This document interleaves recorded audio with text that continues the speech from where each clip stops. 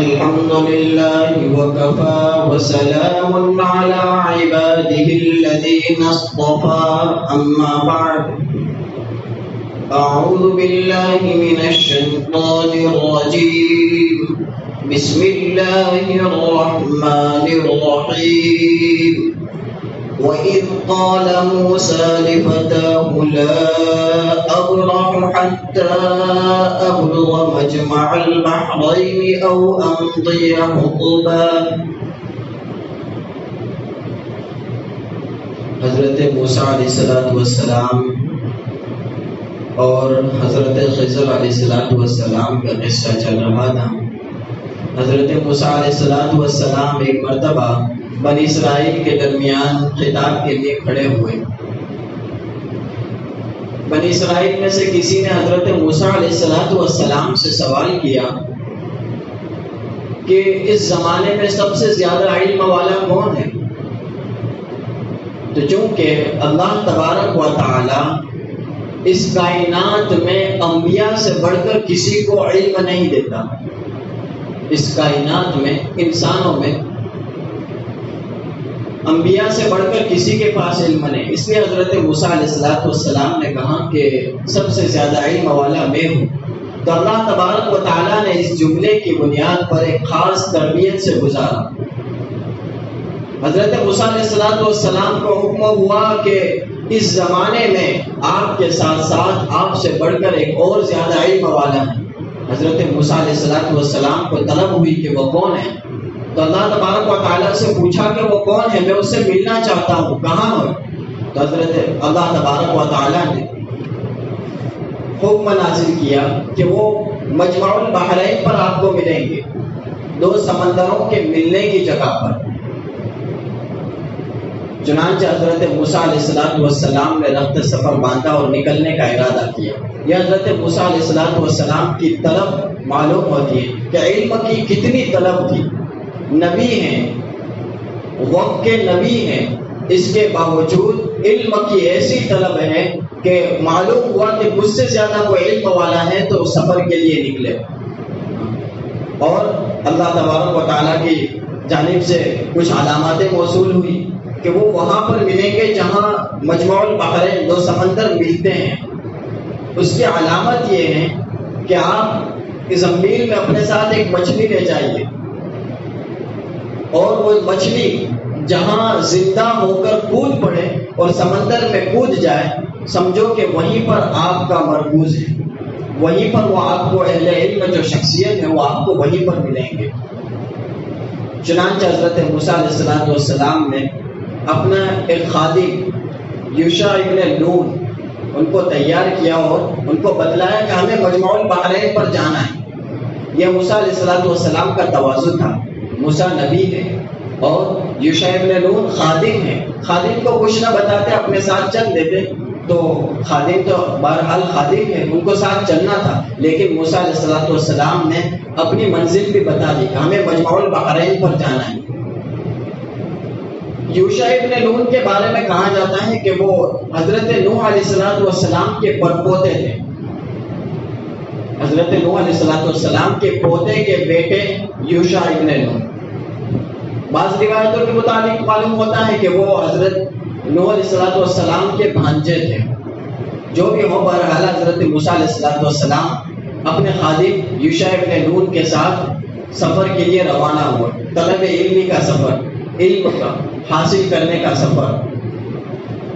وَإِذْ قَالَ مُوسَىٰ، چنانچہ جب حضرت موسیٰ علیہ السلام نے اپنے خادم سے کہا لَا أَبْرَحُ حَتَّىٰ أَبْلُغَ مَجْمَعَ الْبَحْرَيْنِ، کہ ہم لگاتار چلتے رہیں گے یہاں تک کہ ہم مجمع البحرین دو سمندروں کے ملنے کی جگہ پر پہنچے، او أَمْضِيَ حُقُوبًا، یا پھر ہم مدتوں چلتے رہیں گے.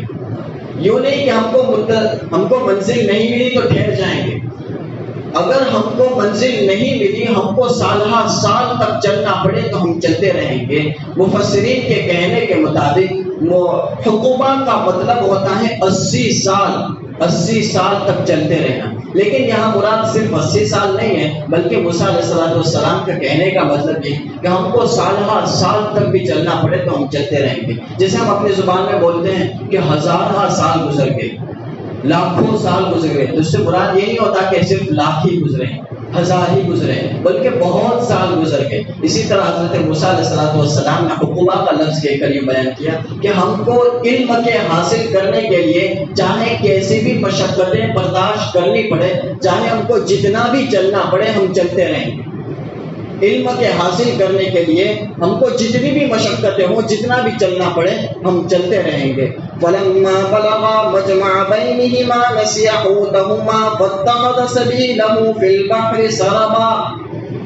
موسیٰ علیہ السلام اپنے خادم کے ساتھ چلے، لمبا چوڑا سفر کرتے کرتے تھک ہار کر ایک جگہ پر چٹان کا سہارا لے کر آرام کے لیے فروکش ہوئے، ایک جگہ پر ٹھہرے۔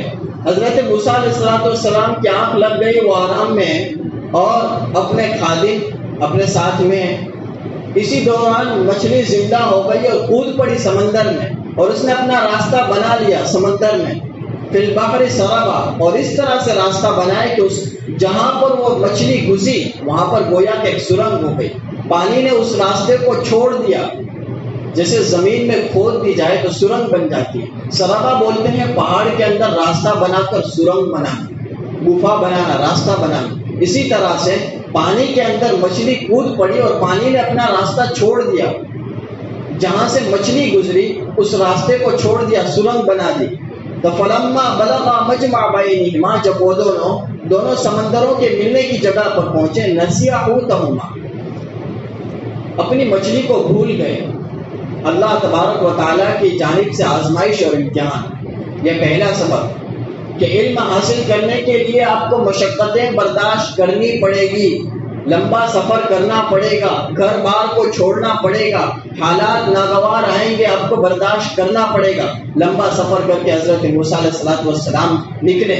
دوسرا سبب کہ جب آپ اس راستے میں نکلو گے، آپ کے اوپر آزمائشیں آئیں گی، امتحان آئیں گے، آپ کو جانچا اور پرکھا جائے گا کہ آپ اس راہ کے اندر سچے ہیں یا نہیں۔ ہم کو کسی دیوار پر کسی بلڈنگ میں کلر کام کرنا ہو تو اس سے پہلے اس کو کریدا جاتا ہے، اس کو برابر صاف کیا جاتا ہے، اس کی رگڑائی برابر کی جاتی ہے۔ اسی طرح یہ علم ایک اللہ تبارک و تعالیٰ کا نور ہے، جب کسی کے قلب کو نور الہی کے لیے منتخب کیا جاتا ہے، جب اللہ تبارک و تعالیٰ چاہتا ہے کہ اس کے سینے میں علم کو ولیعت کیا جائے تو پہلے اس کے سینے کو مجاہدات کے ذریعے سے، مشقتوں کے ذریعے سے، گناہوں کے میل کچیل کو نکالا جاتا ہے، اس کے قلب کو صاف کیا جاتا ہے۔ قلب جب صاف ستھرا ہو جائے اس کے بعد نور الہی اس کے سینے میں اترتا ہے۔ تو اسی طرح حضرت موسیٰ علیہ السلام کے ساتھ بھی واقعہ پیش آئے۔ جب وہ ایک جگہ پر رکے، مچھلی زندہ ہو کر سمندر میں کود گئی، موسیٰ علیہ السلام تو آرام میں ہیں۔ خادم نے دیکھا، سوچا کہ جب موسیٰ علیہ السلام بیدار ہوں گے تو میں موسیٰ علیہ السلام کو یہ بتلاؤں گا کہ مچھلی جو تو مردہ تھی، زمین میں تھی، وہ کود پڑی، زندہ ہو گئی اور سمندر میں اپنے عجیب طریقے سے راستہ بنا دیا۔ یہ چونکہ خلق عادت قصہ تھا کہ مچھلی مردہ ہونے کے بعد زندہ ہو جائے، یہ عادت کے خلاف تھا۔ خادم کو یہ چیز پتہ نہیں تھی۔ جب یہ دیکھا خلاف عادت تو اس نے سوچا کہ حضرت موسیٰ علیہ السلام کے بیدار ہونے کے بعد یہ چیز بتلاؤں گا، لیکن وہ بھول گئے۔ آگے چل پڑے، حضرت موسیٰ علیہ السلام بھی اس چیز کے بارے میں سوال کرنا یا اس کے بارے میں خادم کو بتلانا بھول گئے۔ چلتے رہے، سفر کرنے لگے۔ فلما بلغا مجمع بینہما، جب وہ دونوں سمندروں کے ملنے کی جگہ پر پہنچ گئے، نسیا حوتہما، اپنے مچھلی کو بھول گئے۔ واتخذ سبیلہ فی البحر سربا، تو اس مچھلی نے اپنے سمندر میں سرنگ کر کے راستہ بنا لیا۔ فلما جاوزا قال لفتاہ آتنا غداءنا، اور جب فلما جاوزا، جب دونوں آگے نکل پڑے، قال لفتاہ آتنا غداءنا، تو حضرت موسیٰ علیہ السلام نے تھک چور کر، ہار کر اپنے خادم سے کہا، آتنا غداءنا، اپنا ناشتہ لائیے۔ بخاری شریف کی روایت کے مطابق، بخاری شریف میں ایک قصہ مفصل بیان کیا ہے۔ ابی بن کعب رضی اللہ تعالیٰ عنہ کی روایت ہے، فرماتے ہیں کہ حضرت موسیٰ علیہ السلام اس جگہ کو چھوڑ کر، جہاں ان کو ٹھہرنا تھا، سمندروں کے ملنے کی جگہ پر، اس جگہ پر چھوڑ کر 24 گھنٹے کا سفر کر دیا، پورا دن گزار دیا، چلتے رہے، نہ بھوک کا احساس ہوا، نہ جسم میں تھکن ہوئی۔ یہ اللہ تبارک و تعالیٰ کی جانب سے خاص مجاہدات کروائے جاتے ہیں۔ حضرت موسیٰ علیہ السلام کو وقت پر پتہ نہیں چلا، چلنے دیا، ان کو چلنے دیا۔ 24 گھنٹے چلنے کے بعد پھر ان کو احساس ہوا جسم تھک گیا ہے، تھک چور کر ہار گئے، اور پھر بھوک کا بھی احساس ہونے لگا۔ پھر اپنے خادم سے کہا کہ ہم تو تھک گئے اور بھوک بھی شدت سے لگی ہے، آئیے ہمیں اپنا ناشتہ لائیے۔ قال لفتاه آتنا غداءنا، ہمیں اپنا ناشتہ دیجیے۔ لقد لقینا من سفرنا هذا نصبا، ہمیں تو اس سفر نے بہت ہی تھکا دیا، ہمیں تو اس سفر نے بہت تھکا دیا، بہت لمبا سفر کر دیا۔ جب خادم سے اپنے ناشتے کا مطالبہ کیا تب پتا چلا خادم کو کہ ہاں جو زمین میں مچھلی رکھی ہوئی تھی وہ تو زندہ ہو کر سمندر میں کود گئی۔ میں موسیٰ کو یہ چیز بتلانا بھول گیا۔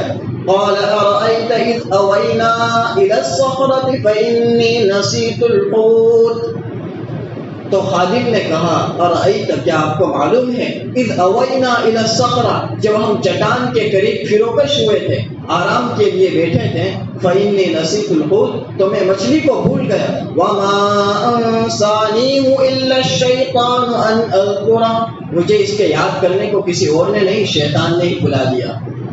شیطان نے وسوسہ ڈال دیا اور مجھے اس چیز کا، مچھلی کا خیال دل سے نکال دیا کہ میں آپ کو بتلاؤں۔ اب میں آپ کو بتلا رہا ہوں کہ وَاتَّخَذَ سَبِيلَهُ فِي الْبَحْرِ عَجَبًا، کہ جو مچھلی آپ زمین میں لے کر آئے تھے وہ تو زندہ ہو کر سمندر میں کود پڑی۔ وَاتَّخَذَ سَبِيلَهُ، اور اس نے اپنا راستہ بنا لیا سمندر میں عجبا، بہت عجیب طریقے سے، ایسا طریقہ کہ جہاں سمندر میں مچھلی گھسی وہاں پر سرنگ ہو گئی، جیسا کہ مٹی اور پتھر میں سرنگ ہو جاتی ہیں اسی طرح پانی میں سرنگ بن گئی، بہت عجیب طریقے سے مچھلی نے اپنا راستہ بنا لیا۔ قال ذلك ما كنا نبغي فارتدا على آثارهما قصصا، موسیٰ علیہ السلام نے کہا ذلك ما كنا نبغي، وہی تو ہے جس کی ہم تلاش تھی، وہی تو ہماری منزل تھی، ہم کو وہیں پر تو جانا تھا کہ جہاں مچھلی زندہ ہو کر کود پڑے، وہی تو ہماری منزل تھی۔ فرتد علی آثارہما، موسیٰ کو احساس ہوا کہ ہم تو بہت آگے نکل گئے، 24 گھنٹے ہم نے آگے سفر کر لیا، واپس لوٹے۔ فرتد علی آثارہما، اپنے نشانات قدم پر واپس لوٹے۔ اس زمانے میں باقاعدہ ہماری طرح راستے روڈ نہیں بنے ہوئے تھے، جنگلات کے سفر ہوا کرتے تھے، مشکلات کا سفر، جنگلات کا سفر طے کرتے آگے نکل گئے۔ جب واپس لوٹنا ہے تو اسی جگہ پر جہاں سے ہم آئے وہاں پر لوٹنا مشکل ہو رہا ہے، اس لیے حضرت موسیٰ علیہ السلام نے یہ طریقہ اختیار کیا کہ ہم جو راستے سے، مٹی کے راستے سے چل کر آئے تو مٹی میں ہمارے نشانات قدم جم گئے، ہمارے قدم کے، ہمارے پیروں کے نشانات ہو گئے، اسی نشانات قدم کو دیکھتے ہوئے ہم اسی راستے پر چلیں تاکہ ہم جہاں سے آئے وہیں پر پہنچے، کہیں اور راستے پر نہ پہنچے۔ فَارْتَدَّا عَلَىٰ آثَارِهِمَا قَصَصًا فَوَجَدَا عَبْدًا مِّنْ عِبَادِنَا آتَيْنَاهُ رَحْمَةً مِّنْ عِندِنَا وَعَلَّمْنَاهُ مِن لَّدُنَّا عِلْمًا، تو انہوں نے وہاں پہنچ کر فوجد عبدن، واپس لوٹے تو اسی جگہ پر جہاں مجمع البحرین ہے وہاں پہنچے۔ عبدا من عبادنا، تو اپنے بندوں میں سے، اللہ تبارک و تعالیٰ کے بندوں میں سے ایک بندے کو پایا۔ آتیناہ رحمتا من عندنا، اللہ تبارک و تعالیٰ نے اپنے پاس سے اس کو ایک خاص رحمت سے نوازا تھا، اس کو ایک خاص علم دیا تھا۔ وعلمناہ من لدنا علما، اور اللہ تبارک و تعالیٰ نے اپنے پاس سے اس کو ایک علم دیا۔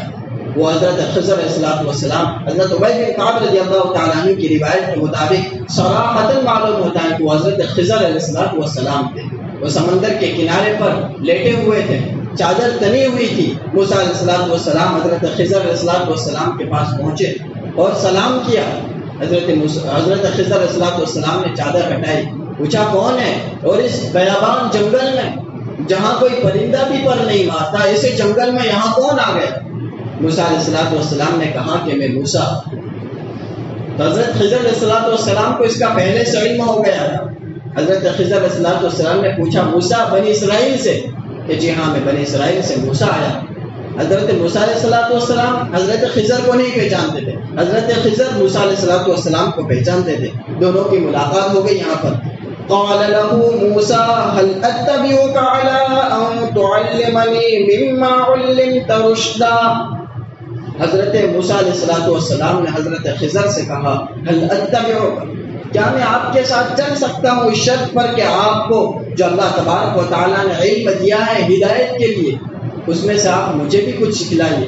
اللہ تبارک و تعالیٰ نے خاص علم سے آپ کو نوازا ہے، تو میں علم کی طلب میں علم حاصل کرنے کے لیے آپ کے پاس آیا، آپ مجھے اپنے ساتھ رکھ لیجئے اور علم سکھائیے۔